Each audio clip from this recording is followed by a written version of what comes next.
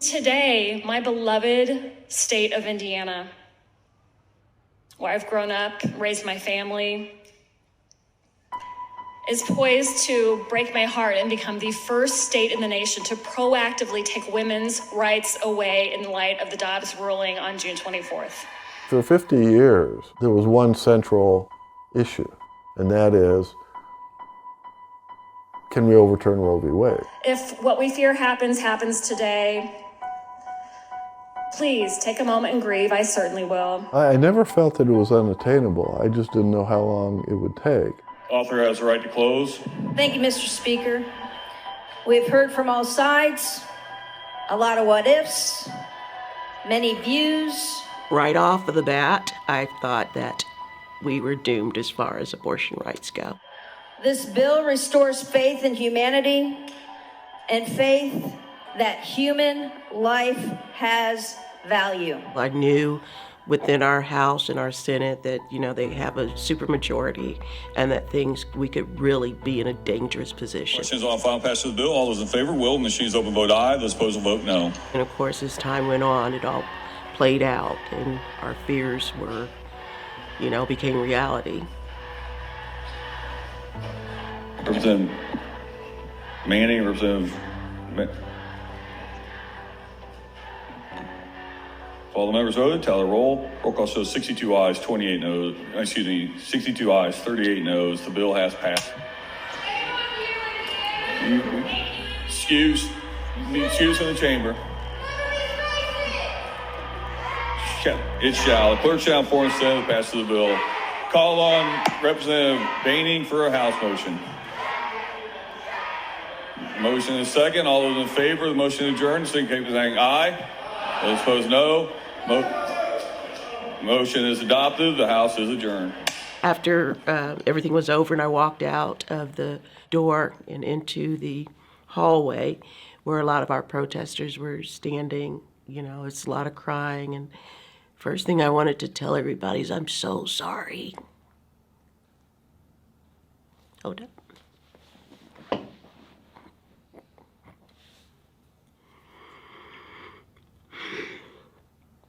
Take a second.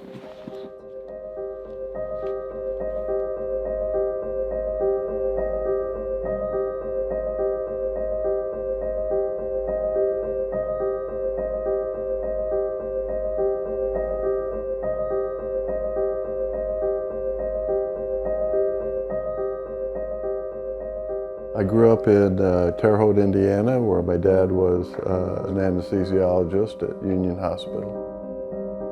My main interest growing up first was the Boy Scouts that I was very active in and was a camp counselor for 5 years at Cap Cretenstein outside of Terre Haute.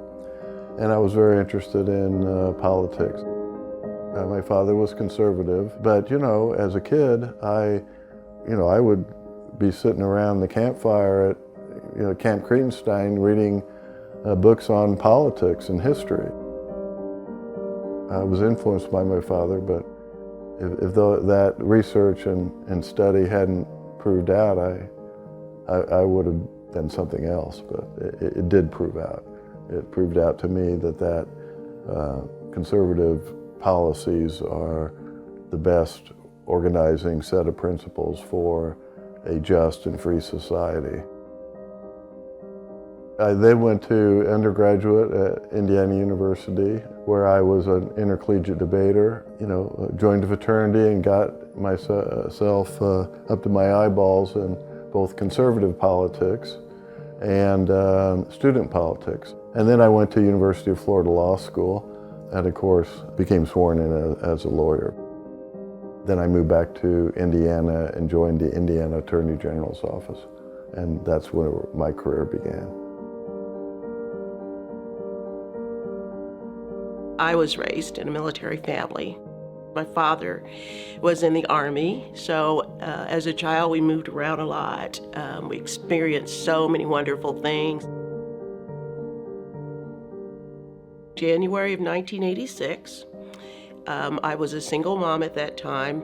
I was kind of at this point in my life where I didn't know which way I was going to go. I had the run-of-the-mill 9 to 5 I was bored to tears and just kind of at that crossroad.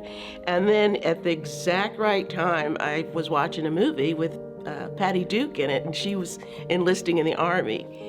And I thought, I can do that. Before I knew it, I was off to New Jersey, Fort Dix, for basic training. After serving 5.5 years active duty, things changed for me. Couldn't find work, which we thought, after you get out of the military, everybody wants to hire you because you're a veteran, and that's not the case. That's not the way it goes. And so we ran into some very serious problems, and I lost my apartment over there. Me and my kids, actually, we lived in the car for some weeks before we were able to find a new place to live. And so from that point, it was a struggle financially. And it's so ironic that the same town that I ran into all those problems with is a town that I represent in the House of Representatives now. I tell folks all the time, keep doing what you think is right, and change does come. And then you can stand here and you can be a voice for others.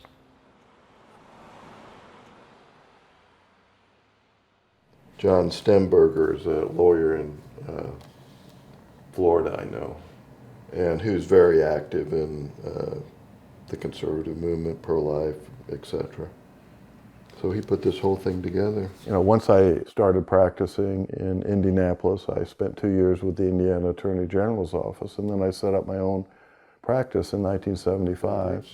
But there I am. And by 1978, I was general counsel for the National Right to Life Committee in Washington. One of my tasks, representing that national group, was to develop a strategy and implement a strategy to overturn Roe v. Wade. How do you do that? What do you do to do that? I didn't know. I was a young lawyer. I'd only been out 5 years. So I studied primarily the NAACP's strategy to overturn Plessy versus Ferguson, the separate but equal ruling of the court. In this case, what we're talking about is, as far as abortion is concerned, is statutes. We were passing whatever statutes we could justify under current law, and the pro-choice side was trying to create an absolute right to abortion. So we were creating the battlefield, and then they were coming into the battlefield to fight us, right? Which gave us an advantage all the time. The other part of the strategy, of course, was not what I implemented, but I helped, and that is, somebody's got to appoint these justices that are willing to consider overturning Roe v. Wade. Of course, that's over. And what it really does is return us in many ways to the situation ante, which was states decide.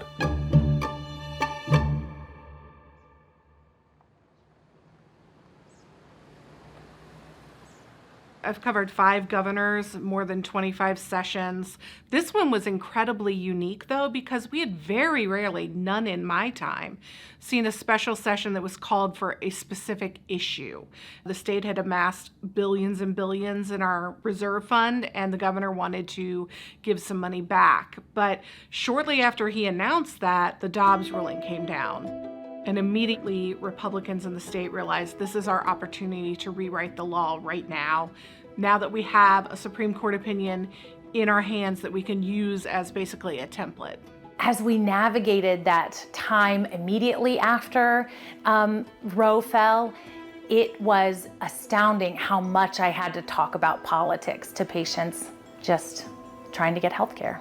In Indiana, the previous law was that anyone could get an abortion up to 20 weeks gestation. So you didn't have to have a reason or fit a specific mold. There were certainly Republicans who wanted to keep some access, and that's honestly what the polling said, that Hoosiers wanted some access for everyone. Poll after poll after poll, even polls done by the Republicans in the state, showed that Hoosiers wanted women to have the right to that protection. Your party's own poll showed that a majority of Hoosiers are happy with the state's current abortion law, so why disregard that poll? We've seen several polls over the last few months, and that's not the only poll nor the only result that we've seen. I think that we seize on ones sometimes that agree with what the direction we want to go, and then we disregard others. I think Senator Sue Glick, she is from up in northern Indiana, LaGrange County. Actually, I covered her for 20 years at the Journal-Gazette. She's a very pragmatic lawmaker.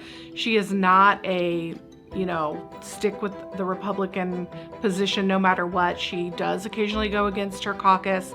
I think they wanted a woman to be the face of the bill. And there were a few other possibilities, but who were a little more stringent, and they might not be able to, bend a little or compromise a little on a bill. I'm not saying we're right all the time, but we certainly make the attempt, and we're going to continue with that effort to do the right thing by the people of Indiana. And the fact is that the biggest fight was within the Republican caucus, so she had to be able to deal with her colleagues. Several of the legislators reached out to me to talk through the issues. That was not echoed with the people who were authoring the bills. And it became very, very difficult to have any kind of dialogue when they refused to even hear my experience or the experience of patients and acknowledge that it was valid or real.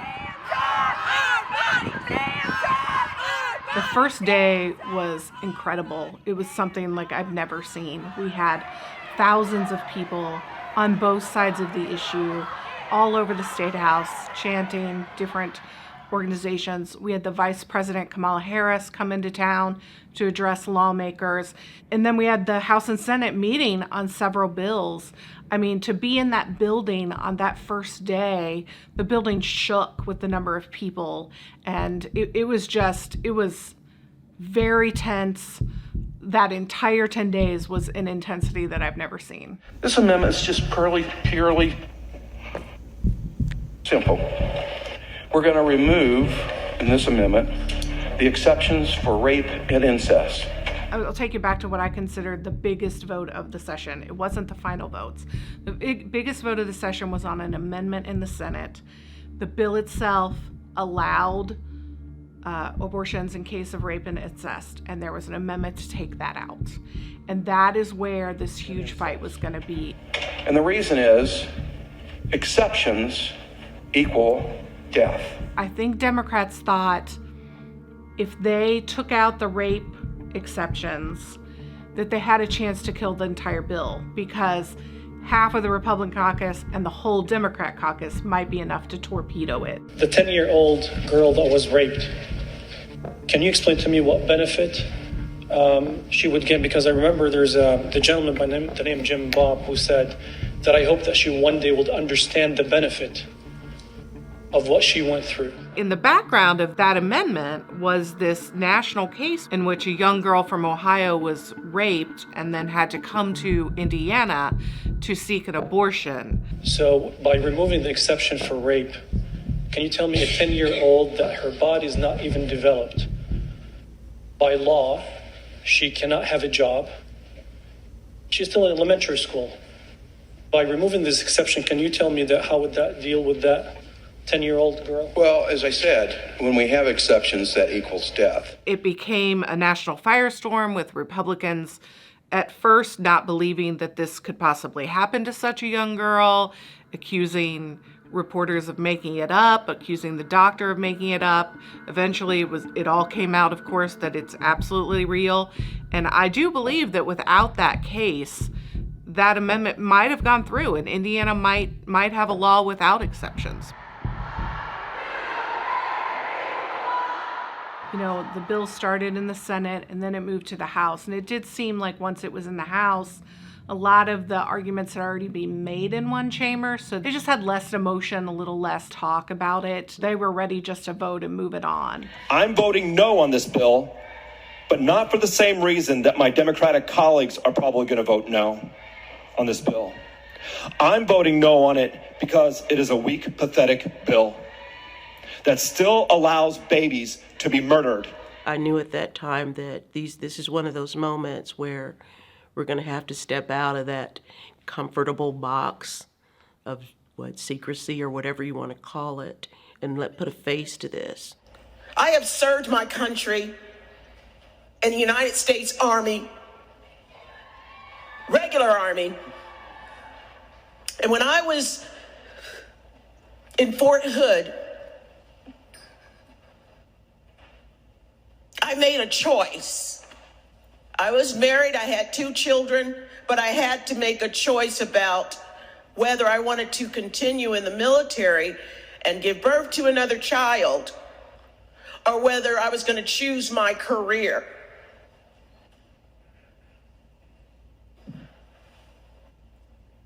April, Fort Hood, Texas. The year was 1990. And I made a choice. And let me tell you this.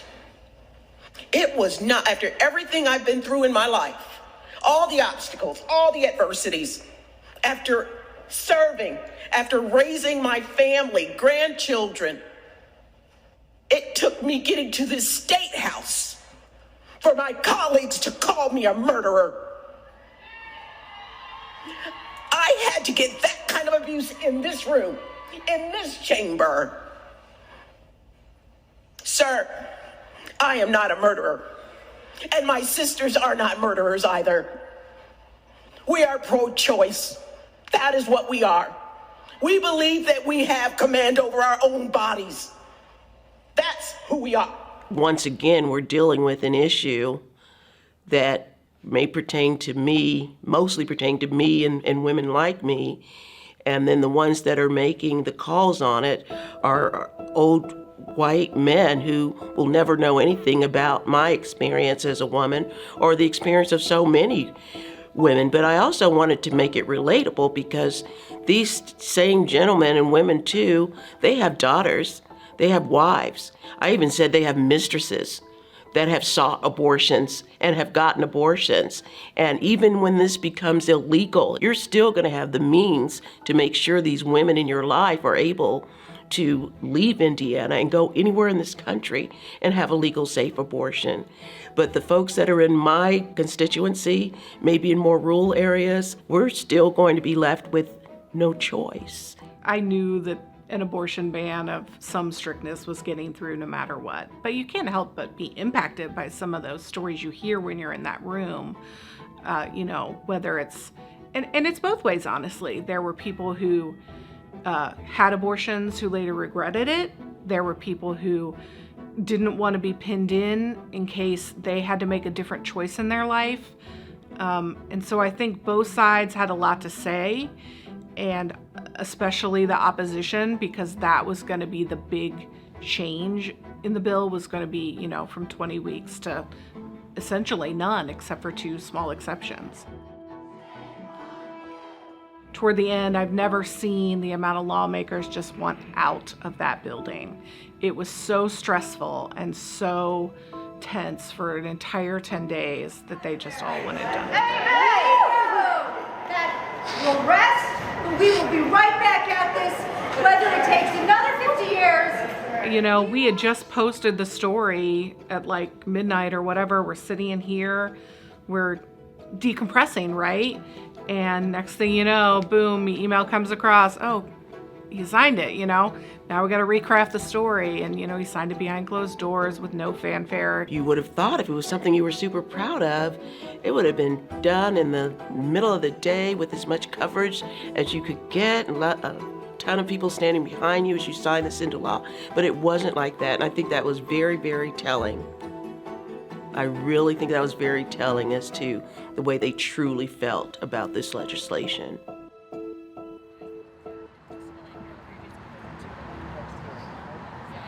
I fully expect that this is not the end of our reproductive restrictions. And in fact, the Conservative Party has very much said that out loud. They are going after contraception and IVF treatments and surrogacy and gender-affirming care, all of the things that are so deeply private and personal. I did not think my job would involve press conferences.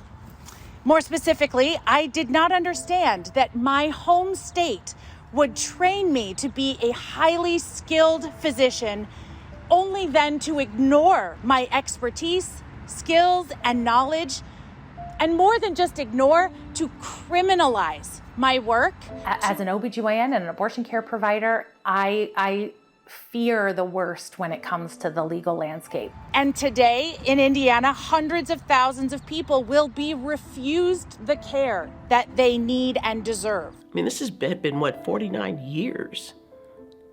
And now here we are back where we started with. It's like we're going backwards. And when it comes to women's health care, we're stepping back a half a century. And that was just a lot to swallow. Of course, I've been extremely blessed to, to be able to see the day when Roe v. Wade was overturned, and I was very blessed, since that has been one of my life's works. What I recognize about politics and government is a couple of things. Only if you give up after a loss will you have lost. Everything else is a bump in the road. It may create a higher obstacle like Roe v. Wade did, or a small obstacle. But politics is the art of the possible, and what is possible changes. And if the principle or policy is important enough, you just keep fighting. No defeat is permanent, or no victory is permanent. The galvanization of the general population from the last year gives me incredible hope. I very, very much expect that we as a population will not stand for this long term. People that wrote our Constitution were one of the most incredible collection of both political philosophers and practical politicians who just beat the reigning superpower in the world to to establish our independence. That's what they said, and they were right. We give you liberty if you can keep it. This is ultimately a process, and it'll never end until one side gives up.